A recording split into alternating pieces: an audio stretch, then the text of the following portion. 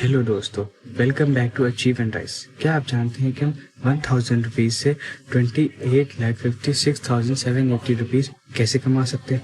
लग रहा है ना इम्पॉसिबल अमाउंट? तो चलिए इस वीडियो को एंड तक देखते हैं और जानते हैं पावर ऑफ कंपाउंडिंग, जिससे हम इस अनअचीवेबल अमाउंट को अचीव कर सकते हैं। पहले हम एक सिंपल से एग्जाम्पल से पावर ऑफ कंपाउंडिंग के बारे में समझते हैं, फिर देखेंगे कि एक ऐसे बहुत ही फेमस इन्वेस्टर ने अपनी डीप फाइनेंशियल नॉलेज और कंपनी के फाइनेंशियल एनालिसिस को देख के उसके स्टॉक में इन्वेस्ट करें और पावर ऑफ कंपाउंडिंग हेल्प से 537 करोड़ रुपीस अर्न करें, वो भी सिर्फ एक दिन में।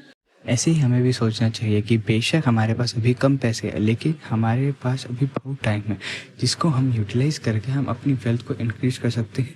किस मेथड से? पावर ऑफ कंपाउंडिंग से। तो इस वीडियो में हम ये जानेंगे कि हम किस में और कैसे अपने फर्स्ट 1000 रुपीज़ को इन्वेस्ट करके 28,56,780 रुपीज़ तक लेकर जा सकते हैं। So let's start. Albert Einstein ने एक बार कहा था कि पावर ऑफ कंपाउंडिंग वर्ल्ड का 8th वंडर है। ये एक इन्वेस्टमेंट प्रिंसिपल है जो वेल्थ क्रिएशन को इजी बना देता है। इसके दो मेन फैक्ट्स हैं। First, early investment and giving time to your investment. Second, staying invested और बीच में पैसा निकालने की जगह उसमें बढ़ा देना। तो जानते हैं कि पावर ऑफ कंपाउंडिंग क्यों ज़रूरी है। कंपाउंडिंग हमें हमारे इनिशियल इन्वेस्टमेंट प्लस हमारे एक्यूमुलेटेड रिटर्न्स पर भी प्रॉफिट जनरेट करने में हेल्प करते हैं। अगर आप लॉन्ग टर्म में ज़्यादा अर्न करना चाहते हो तो कंपाउंडिंग आपके लिए बेस्ट है, क्योंकि जितना ज़्यादा टाइम होगा उतना ज़्यादा कंपाउंडिंग का इफेक्ट होगा। कंपाउंडिंग से मार्केट वॉलेटिलिटी का इम्पैक्ट टाइम के साथ कम हो जाता है। जैसे कि मार्केट शॉर्ट टर्म में फ्लक्चुएट हो सकती है, तो कंपाउंडिंग की वजह से आप ये टेम्परेरी डाउन टर्न्स को बैलेंस कर सकते हैं। चलो अब हम इस कॉन्सेप्ट को एक स्टोरी से समझते हैं। Imagine 2 friends, Rahul and Aditya.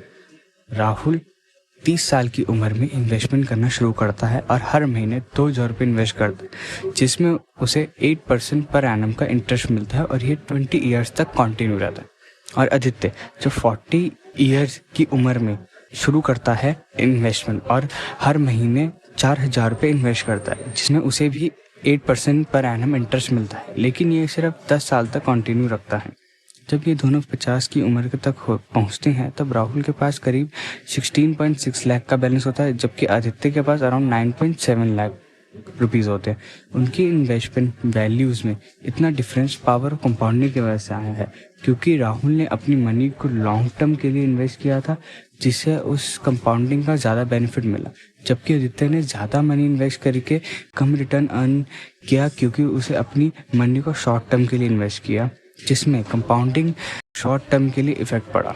So basically it's focus on the importance of beginning your investment journey as soon as possible to maximise the benefit of compounding. ये ध्यान रखना बहुत ज़रूरी है कि कंपाउंडिंग सब्सटैंशियल रिटर्न्स जनरेट कर सकता है, पर वो इसकी गारंटी नहीं देता, क्योंकि ये और भी बहुत सारे फैक्टर्स पर डिपेंड करता है। अब आप ये कैसे देख सकते हो कि आपको कौन सी कंपनी के स्टॉक में इन्वेस्ट करना चाहिए, ताकि आप पावर ऑफ कंपाउंडिंग की हेल्प से ही गुना ज़्यादा इंटरेस्ट जनरेट कर पाओ। आइए जानते हैं कि कुछ पैरामीटर्स के बारे में जो आपकी हेल्प करेंगे एक सही डिसीजन को लेने में।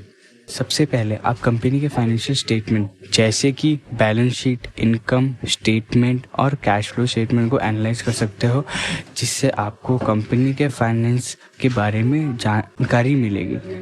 दूसरा, आप कंपनी के फंडामेंटल्स को असेस कर सकते हैं, जैसे कि उसका business model, competitive advantage, management team and market position. Just look for a track record, consistent revenue growth, strong brand recognition, and competitive edge to know more about the company. क्या ये सब पता होना काफ़ी है?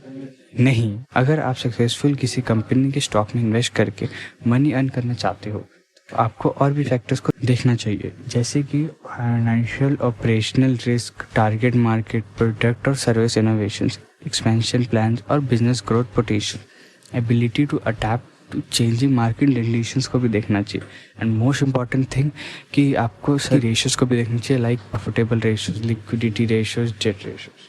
चलिए अब बात करते हैं उन फेमस इन्वेस्टर के बारे में जिन्होंने अपने एक्सपीरियंस और फाइनेंशियल एनालिसिस को मिला के एक ऐसी कंपनी में इन्वेस्ट करा जिसका नाम टाइटन था, उसके स्टॉक में इन्वेस्ट करके उन्हें एक दिन में 537 करोड़ रुपीस अर्न कर सकते। हाँ, तो हम बात कर रहे थे the great investor, the great and my role model Rakesh Jhunjhunwala ji के बारे में, जिन्होंने स्टार्टिंग में टाइटन कंपनी के 40 रुपये पे इन्वेस्ट किया, जिसकी अब current value near 62 times grow हो चुकी है, इस अराउंड 2858 रुपीज़ चल रही है, जिसकी इन्वेस्टमेंट बेस इंक्रीज हुआ है और सब्सिक्वेंटली रिटर्न भी ज़्यादा जनरेट होगा। राकेश झुनझुनवाला जी ने कंपनी की growth potential, market trends, financial statement जैसे कि कैश फ्लो, बैलेंस शेयर्स, इन सबको देखकर फिर उसके बाद उन्होंने टाइटन कंपनी के स्टॉक में इन्वेस्ट करा। As per the data of 18 March 2022, Rakesh Jhunjhunwala hold 4,52,50,970 shares of Titan company, और उस दिन शेयर का प्राइस 118 रुपये चल रहा था, जो इंक्रीज़ हुआ, जिसकी वजह से एक दिन में उनकी नेटवर्थ 537 करोड़ रुपये से इंक्रीज़ हुई। इससे हम देख सकते हैं कि अगर हम सही तरीके से कंपनी के एनालिसिस लॉन्ग टर्म के लिए उस स्टॉक में इन्वेस्ट करें तो कंसिस्टेंस ऑफ और पावर ऑफ कंपाउंडिंग की हेल्प से वेल्थ इंक्रीज होने से कोई नहीं रोक सकता। कंपनी की फाइनेंशियल स्टेटमेंट्स और बाकी जानकारी के लिए रिस्पेक्टिव कंपनीज की ऑफिशियल वेबसाइट पर जाकर रिसर्च कर सकते हैं। दोस्तों, ये वीडियो आप अपने फ्रेंड्स के साथ ज़रूर शेयर कीजिए, और अगर आप ऐसी इन्फॉर्मेटिव वीडियो मिस नहीं करना चाहते तो आप सब्सक्राइब करें और बेल आइकन को प्रेस करें। Thanks for watching achieve and rise.